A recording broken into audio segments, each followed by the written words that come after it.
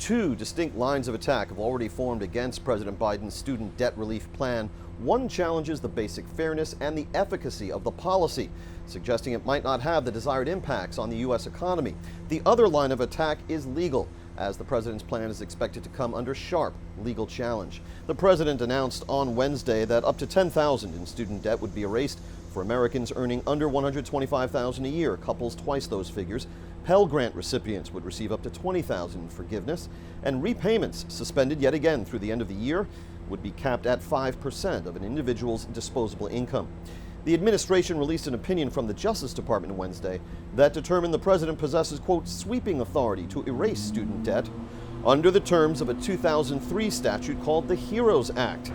Enacted at the height of the war on terror, the law empowered the Education Secretary to waive student financial aid rules during times of emergency, and President Trump's declaration of emergency for the coronavirus remains in effect.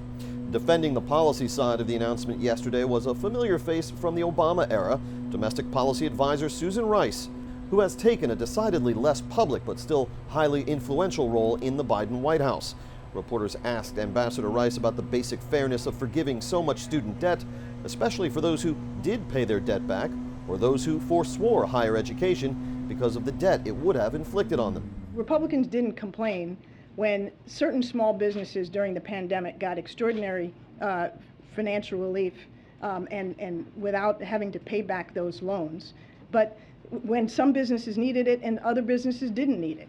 This is the same principle. Yes, those who have paid their loans back deserve to be credited. That's fantastic. That doesn't mean that because some were able to do so, nobody should help those who weren't. By that logic, we wouldn't help anybody in this country. Later today, we expect a readout of a secure call between President Biden and Ukrainian President Volodymyr Zelensky.